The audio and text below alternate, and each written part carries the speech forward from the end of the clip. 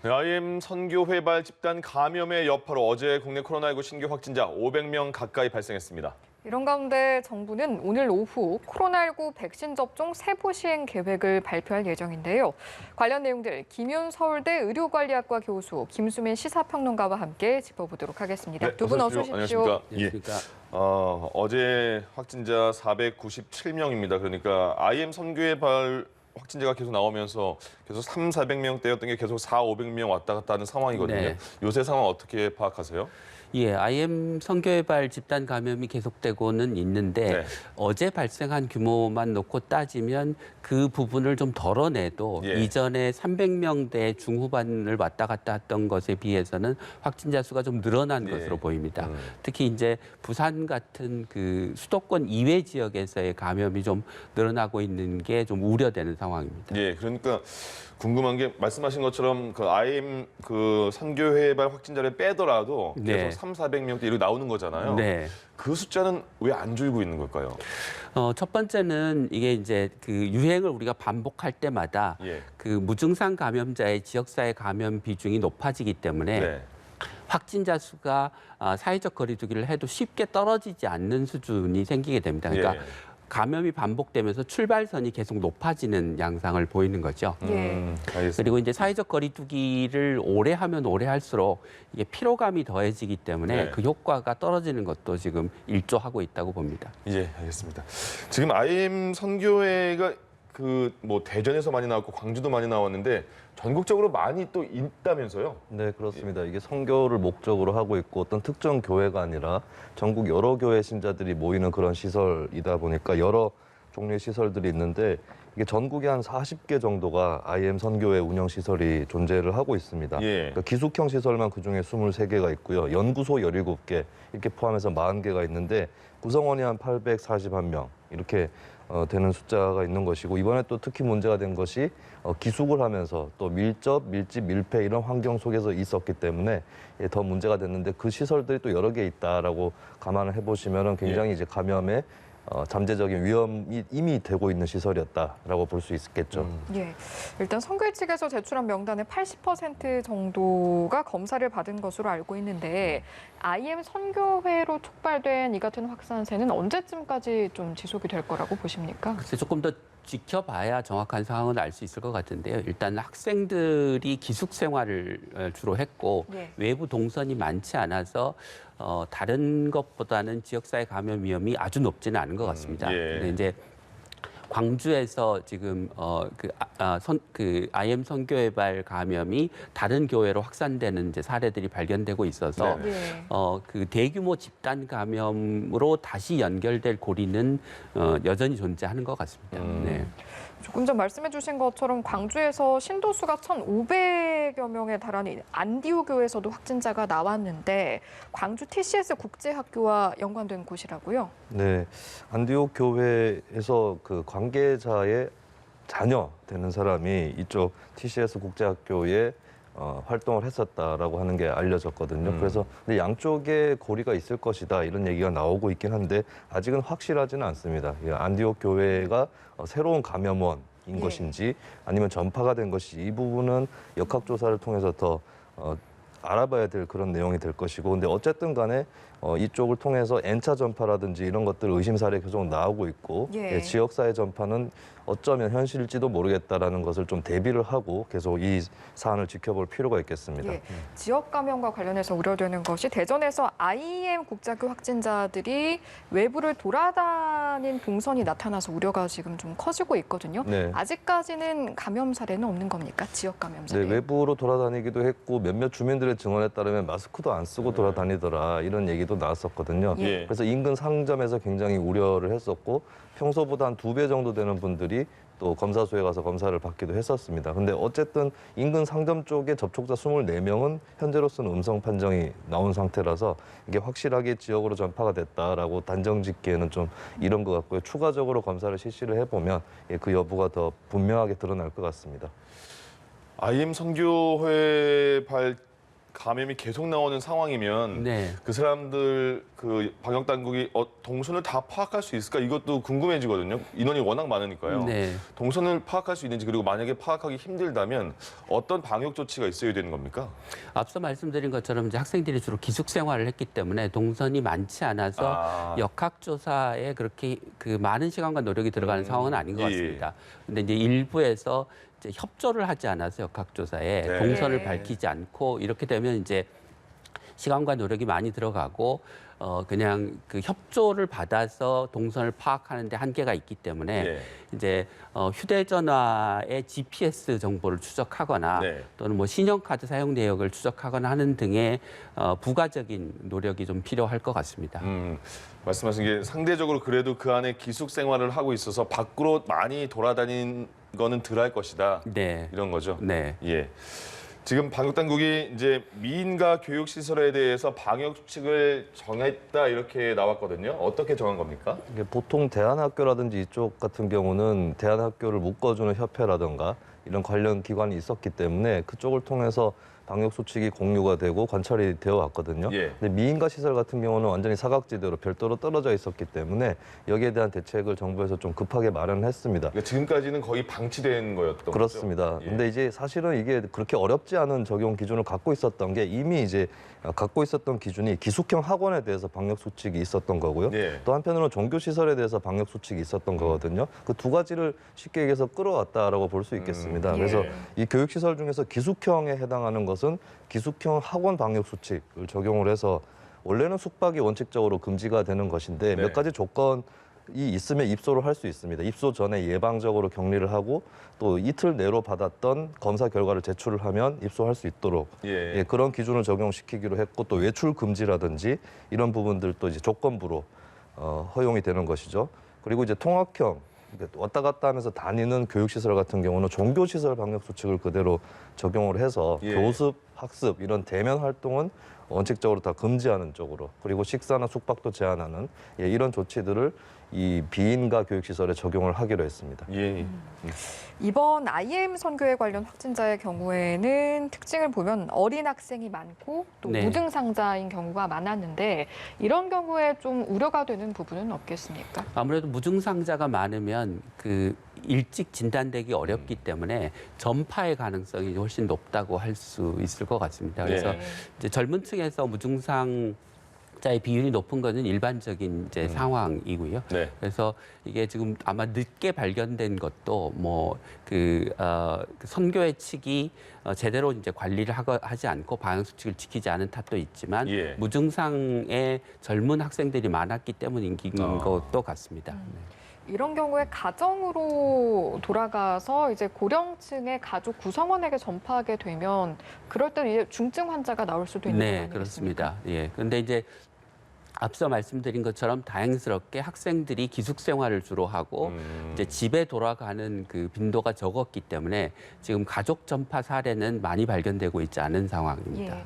사실 조금 전과 같은 질문을 드린 이유가 이번 3차 유행의 특징 중에 하나가 가족 내 감염이 크게 늘었다는 점인데 최근에 수치를 따져봤더니 가족 구성원 4명 중 1명이 그러니까 국내 확진자 4명 중 1명이 가족 내 감염이라고 하더라고요. 네, 그렇습니다. 그것은 아무래도 여러 거리두기를 하면서 뭐 가족 간 전파라든지 이런 사례들은 좀 줄었기 때문에 상대적으로 이쪽 가족 내 전파가 더 돋보인다라고 볼 수 있겠는데요. 예. 이 양상은 뭐 흔히 짐작하실 수 있을 것 같은데 뭐 분명합니다. 어떤 거냐면 이 가족 내 전파 사례를 보면 40대, 50대가 대다수를 차지를 하고 있거든요. 합치면 60%가 넘는 그런 비중을 차지하고 있는데 쉽게 얘기해서 가장 사회 활동이 왕성한 40대, 50대 확진자가 이제 감염이 되고 난 다음에 집으로 와서 예. 옮겨가는 것이고 아무래도 그 자녀층이라고 할 수 있는 20대 쪽으로 2차 전파가 이루어지는 것으로 그렇게 파악이 되고 있죠. 그래서 이 사회 활동하고 결국에는 긴밀하게 연결된 것이다라고 예. 볼 수 있겠습니다. 경북 안동을 보니까요. 태권도장에서 30명이 넘게 집단 네. 감염이 발생했어요. 그러니까 태권도장 같은 경우에는 이번 달 초인가요? 그 제한이 조금 풀렸잖아요. 그렇습니다. 그러니까 방역 당국도 고심할 수밖에 없는 상황이 조금 풀면 다시 집단 감염이 생기고 뭐 묶어두면 굉장히 그 사람들이 힘들어하고 막 그러니까요. 네, 네. 이렇게 이런 부분적인 집단 감염은 또 어떻게 막아야 될지가 걱정이에요. 일단 그 거리두기를 풀면 확진자 수가 늘어나는 거는 어쩔 수 없는 상황인데요. 네. 이게 이제 거리두기를 풀더라도 확진자 수가 많이 늘어나지 않도록 하는 게 중요하고 예. 그렇게 하면 방역 수칙을 지키면서 이런 실내 체육 시설 같은 것을 운영하면 우리가 많이 확진자 수가 늘지 않은 상태로 사회적 거리두기를 완화할 수 있다고 생각하는데 예. 지금 역학조사 결과가 정확하게 나오지 않아서 이게 방역 수칙을 지켰는데도 불구하고 이렇게 대규모 감염이 생긴 건지 지키지 않아서 생긴 건지를 좀 따져볼 필요가 있을 것 같습니다. 예. 그 교육부가 이제 이번 새 학기에는 유치원, 초중고등학교 등등에서 그 등교 수업을 시작할 가능성이 있다 이렇게 말을 했잖아요. 그런데 지금 확진자 상황을 보고 막 그럴 때 이게 괜찮은 조치일까요?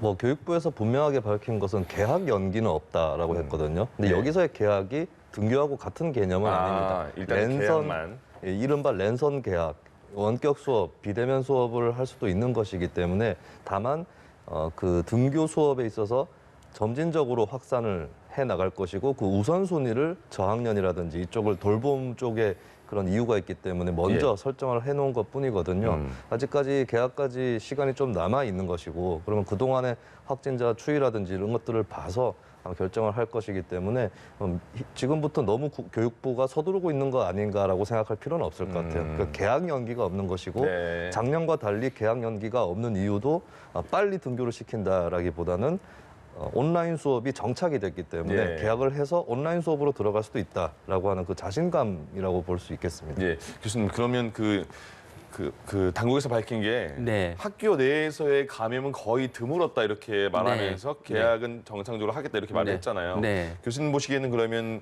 개학이 이루어지지 않은 상황이고 그렇다면 등교 수업도 어느 정도 가능한 것인가 어떻게 보세요? 예, 지금 뭐 여전히 그 IM 선교회 때문에 확진자 수가 일부 늘어나고 지역사회에서 감염이 이제 크게 줄어들지 않고 있는 상황이긴 네네. 하지만 전반적인 확진자 수는 그렇게 위험한 수준은 아니기 때문에 현재 상황에서는 개교를 하고 등교를 하는 게 맞다고 생각합니다. 그리고 여전히 학교의 문을 닫으면 학교 바깥에서 학생들의 감염이 훨씬 더 많이 생기기 때문에 예. 안전한 학교를 만들어서 등교를 시키는 게 바람직한 방식일 것 같습니다. 예. 알겠습니다. 저희가 앞서 경북 안동에서 발생한 집단 감염 사례를 짚어봤었는데 부산 곳곳에서도 집단 감염이 발생했다고 합니다. 근원지를 보니까 감천항부터 요양병원 IM 선교에 관련까지 굉장히 여러 군데더라고요. 네, 부산시로서는 좀 고민이 많이 들겠어요. 왜냐하면 50명 넘게 다시 확진자 수가 일일 발생을 한 것이고 2단계로 사회적 거리두기를 완화한 상태거든요. 이거를 다시 올려야 되나 말아야 되나 이런 고민을 할 것 같습니다. 그리고 이 감염의 장소들을 보면 요양병원이 있는데 이쪽은 원래 취약시설의 대표 사례인 것이고 예. 그리고 안 그래도 요양병원을 이제 특정 요양병원 하나를 감염병 전담 병원으로 지정을 하려고 하는 것이 부산 쪽의 계획이었었거든요. 네. 근데 이것도 지금 난항 중이에요. 이런 상황에서 좀 진퇴양난의 그런 어려움을 겪고 있지 않을까 그렇게 보여지는 것이고요. 예. 그리고 항만에서도 이제 이 감천항 쪽에서 노동자들 특히 이제 노동조합에 속해 있는 조합원들이 집단 감염이 됐는데 이게 이제 항만이다 보니까 혹시 러시아 선박이라든지 이쪽에 원인이 있는지 이런 것들도 규명을 해야 되는데 현재로서는 분명하게 나타나지는 않은 그런 좀 혼란스러운 상황입니다. 그리고 이거는 지역 내에서 통제할 수 없는 요인인데 IEM 국제학교 이 변수까지 생겨나면서 그쪽 캠프를 갔다 온 시민들이 또 감염이 된 것으로 드러났거든요. 예. 그래서 이 세 가지가 다 조금씩 성격도 다르고 양상도 다른 부분들인데 이런 것들이 한꺼번에 감염 사례로 나오면서 이제 부산 지역 차원에서 좀 경계심이 굉장히 강해졌다라고 볼 수 있겠습니다. 예. 예. 감천항 같은 경우에 이제 원인 규명을 해야 하는 상황이라고 말씀을 해주셨는데 지금 유전자 검사가 진행 중이라고 네. 하거든요. 이를 통해서 어느 정도 확인해 볼 수 있는 겁니까? 예, 그러니까 바이러스가 보통 코로나 바이러스 경우에 한 달에 한두 번 정도의 변이가 생기는데요. 예. 그렇기 때문에 이제 집단 감염이 생기면 거기는 동일한 바이러스 유전자를 가진 바이러스에 대해서 감염이 되고 그게 좀 많은 여러 단계를 거치면서 이제 변이가 일어나면 다른 모양을 갖게 되기 때문에 예. 유전자 검사를 계속해서 추적하면 누구로부터 어디로 감염됐는지를 우리가 알 수 있게 됩니다. 그래서 그걸 차단할 수 있는 방법이 생긴다는 겁니까? 그러니까 감염의 경로를 알 수 있게 되고 예. 감염 경로를 알 수 있게 되면 이제 어떤 식으로 집단 감염들이 발전하는지를 알 수 있기 때문에 그게 역학적으로 이제 도움이 되는 거죠. 예. 지금 정부가 이제 내일이 금요일이죠. 내일 사회적 거리두기 단계를 좀 조정한다고 네. 말을 하거든요. 근데 수도권 2.5단계는 상당히 긴 시간이 그렇습니다. 지속돼 왔잖아요. 네. 그러니까 많이 피곤들 하실 텐데 그래도 확진자는 아직까지도 확실하게 줄고 있지는 않은 상황인데 네. 교수님 생각은 어떠세요? 사회적 거리두기를 좀 완화해야 되느냐 아니면 조금 더 유지를 해야 되느냐? 그러니까 정부가 지금 원래 만들었던 사회적 거리두기의 기준에 따르면 네. 이게 400명대 이하가 되면 이제 2.5단계에서 2단계로 내릴 수 있는 이제 상황이 됩니다. 예. 그래서 방역 당국이 수도권은 2.5단계에서 2단계로 낮추고 이제 지방은 현재 2단계를 대부분 유지하고 있는데 그걸 네. 1.5단계로 낮추는 쪽으로 방향을 잡은 것 같습니다. 단 5인 이상의 사적 모임은 계속적으로 금지를 할 것 같습니다. 예. 그래서 그 거리두기 단계는 확진자 수를 기준으로 해서 조정하되 여전히 확진자의 감소세가 뚜렷하지 않기 때문에 5인 이상의 사적 모임을 금지하는 걸로 일종의 보완 조치를 했다고 생각하시면 될 것 같고요. 예. 뭐 현재 이런 정도의 조치가 뭐 적절한 수준이 아닐까 싶습니다. 네, 네. 5인 이상 사적 모임 금지 조치가 네. 굉장히 유효한 조치인가 보죠? 그 기존에 있던 이제 방역 당국이 만들었던 조치에 따르면 네. 3단계에서도 10인 이하 모임을 금지하는 게 원칙이었습니다. 예, 예. 그리고 대부분의 이제 외국에서도 5인 이하 모임을 금지하는 것은 가장 강력한 어떤 사회적 거리두기 조치 중에 하나라서 네. 사실 그 집단적으로 시설의 문을 닫거나 영업을 제한하는 거는 지금 좀 낮은 단계를 유지하거나 예. 예. 원래 지침에 따른 단계를 유지하면서 사적 모임을 금지하는 것으로 굉장히 강력한 사회적 거리두기를 하고 있다고 볼 수 있을 것 같습니다. 예. 네. 만약에 5인 이상 집합 금지가 설까지 이어진다면 내일 그 발표에서 그러면 이번 설에도 고향은 가지 마세요 이런 뜻이겠네요. 가족들의 수가 좀 많거나 혹은 친척들이 여럿이 모여서 차례를 지내거나 뭐 세배를 같이 한다거나 이런 경우에는 이제 사적 모임이기 때문에 5인 이하 미만, 5인 미만이라고 하는 룰이 적용이 되면은 모이지 말라라고 하는 뜻이 되겠죠. 예. 근데 한편으로는 정부에서 고민이 드는 거는 좀 많이 모이더라도 예를 들어서 차례를 지낼 때 마스크를 쓴다거나 또 식사를 할 때 좀 떨어져서 앉는다거나 갈라서 앉는다거나 이런 식으로 하면 어느 정도 방역이 될 수도 있기 때문에 설날 당일만 5인 미만이라고 하는 이 기준을 좀 해제하는 것, 이것을 좀 정부에서 검토를 하는 것으로 그렇게 알고 있고요. 예. 근데 이런 것들을 떠나서 일단은 전반적으로 방역 차원에서 놓고 봤을 때는 이번 설날 역시도 어느 정도는 고향 방문을 자제할 필요가 있다. 그래서 어떤 그 교통수단에 대한 제한이라든가 이런 예. 것들은 계속 실시가 될 것이고 예. 시민 여러분들도 좀 자발적으로 판단을 해서 꼭 가야 하는지 이런 부분들을 좀 다시 한번 생각을 해보셨으면 좋겠습니다. 그러니까 네. 이게 추석하고 좀 다른 게 설날은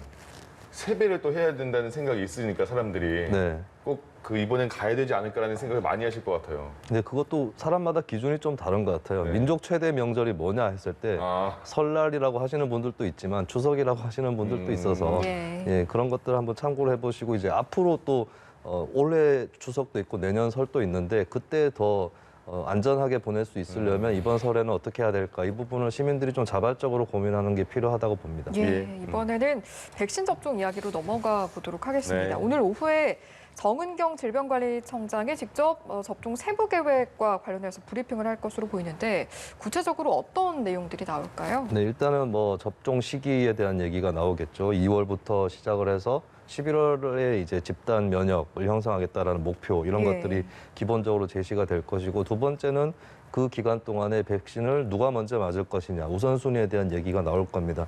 이미 윤곽은 드러났다라고 볼 수 있는데 첫 번째는 고위험 시설 종사자일 것이고 예. 두 번째는 노인, 노년층이 될 것이고 세 번째는 만성질환자 이런 식으로 가게 될 텐데 그거 좀 상세하게 또 뭐 사회 필수 인력은 어떻게 할 것인지 취약계층 어떻게 할 것인지 이런 부분이 들어갈 수 있을 것으로 보여지고요. 그리고 이 백신의 여러 가지 종류가 있잖아요. 메신저 RNA 백신도 있고 벡터 백신도 있는데 예. 이런 백신들이 어디에 배치될 거냐. 뭐 예를 들면은 접종 센터도 있고 또 의료기관, 기존에 있던 기관도 있는데 어느 쪽으로 나누어서 배치가 될 거냐. 왜냐하면 이제 백신을 선택해서 맞을 수는 없는 것이 현실이기 예. 때문에 기관 쪽으로 분담을 하게 될 거거든요. 그런 것들을 이번에 오늘 오후에 발표를 하게 될 것 같습니다. 예, 알겠습니다. 말씀해 주신 것처럼 11월까지 집단 면역을 형성을 하겠다. 이것이 정부의 목표고 그를 예. 위해서 9월까지 국민 70%에게 1차 접종을 시행을 하겠다. 이 정도 계획은 지금도 네, 저희가 알고 그렇습니다. 있는데 그런데 궁금한 것이 1차 접종만으로도 좀 면역이 잘 형성이 될 수 있겠습니까? 예, 백신의 종류에 따라 좀 다르긴 하지만 예. 1차 접종만으로도 대개 한 50% 정도의 이제 면역력이 생깁니다. 근데 그럼에도 불구하고 2차 접종을 해야 되는 이유는 예. 항체의 지속 기간을 늘리고 50%에서 이걸 뭐 8, 90%까지 올리는데 이제 2차 접종이 필요한 거죠. 예. 그리고 이제 9월까지 1차 접종을 다 마치겠다고 하지만 사실은 앞에 접종을 받으신 분들은 2차 접종까지 다 완료된 상태고 이제 9월 그 부근에 1차 접종을 하신 분들이 그 뒤에 11월까지 2차 접종을 완료하는 것이 될 것 같습니다. 네. 예. 그 1차, 2차 접종을 저희가 들었을 때 그 접종을 한 번 했을 때 그 지속 기간, 면역이 형성돼서 지속되는 기간은 어느 정도라고 좀 이해해 이게 줄 이제 수 있을까요? 개발된 지 얼마 되지 않는 백신이기 때문에 정확한 그 결과가 나와 있지는 않지만 예. 그 코로나19에 감염됐다가 자연 면역이 생긴 분들의 예를 따르면 한 6개월 정도는 지속되는 것으로 지금 이제 이야기를 하고 있습니다. 예. 미국에서요. 그 항체 치료제가 백신이 유럽에서도 그렇고 막 부족하다고 막 많이 네, 말을 네, 하잖아요. 근데 네. 그래서 그랬나요? 항체 치료제를 보니까 코로나 예방 효과도 있다 이런 얘기가 있어요. 네, 네. 그러면 우리나라도 지금 항체 치료제 그 3상을 시험하는 조건으로 승인을 일단 해주지 않았습니까? 그럼 우리나라도 항체 치료제가 코로나 예방에 효과가 있나 그것도 좀 연구가 필요하지 않을까 싶은데요. 네, 뭐 당연히 그럴 것 같고, 그러니까 면역 예방 효과가 있을 것으로 기대가 됩니다. 보통 그러니까 그렇습니까? 백신은 항원을 넣어서 우리 몸이 항체를 만들게 해주는 것이고 네네. 항체 치료제는 만들어진 항체를 대신 집어넣어 주는 것이라 예, 예. 백신과 결과적으로는 같은 효과가 있을 수 있는데 문제는 그 백신은 6개월 정도 또는 그 이상의 항체 면역 기간이 있을 걸로 예상이 되는데 예, 예. 지금 항체 치료제는 대개 한 달 정도의 효과가 있을 걸로 예상이 됩니다. 짧군요. 예, 그리고 이제 가격이 비싸기 때문에 아, 그냥 백신의 대용으로 쓰기에는 조금 효과도 떨어지고 비용도 비싸고 하는 그 단점이 있습니다. 그래서 예. 일반적으로 백신의 대용으로 쓰기는 적절치 않고 이제 백신을 맞기 어려운 분들, 면역력이 떨어져 있거나 중증의 상태에 있는 질병을 앓고 있거나 예. 그런 경우에 이제 백신을 맞기 어려우니 대신 항체 치료제를 대안으로 투여할 수는 있을 것 같습니다. 교수님 백신을 이제 온 국민이 맞아야 되는 이유가 독감 백신은 독감에 안 걸리려고 맞는 거잖아요. 그러니까 네. 백신 그 코로나19의 백신의 궁극적인 목적인 누구나 코로나19에 걸리지 않기 위해서 맞는 건지 아니면 백신을 맞으면 그래도 코로나 걸렸을 때 중증으로 가는 위험을 줄이기 위해서 맞는 건지 어떤 거예요? 두 가지 효과가 다 있습니다. 그러니까 예. 면역력이 충분하면 걸리지 않는 거고 네. 그 충분한 정도에 좀 못 미치면은 코로나19에 걸리더라도 가볍게 앓고 지나가게 되는 거죠. 예. 다음 달부터 이제 우리나라 그 코로나 백신 접종이 시작이 되잖아요. 첫 번째 시작되는 거는 그러면 그 화이자의 5만 명분 그게 시작되는 건가요? 일단 그 오히려 메신저 RNA 백신 같은 경우는 좀 순차적으로는 뒤쪽으로 가게 되지 않을까 그렇게 전망이 되는데 예, 그런 부분들이 오늘 이제 뭐 정은경 청장 발표에 들어가지 않을까 그렇게 보여집니다. 아, 알겠습니다. 그럼 오늘 일단 발표를 듣고 생각해봐야겠습니다. 지금까지 김윤 서울대 의료관리학과 교수, 김수민 시사평론가 두 분과 함께했습니다. 고맙습니다. 고맙습니다.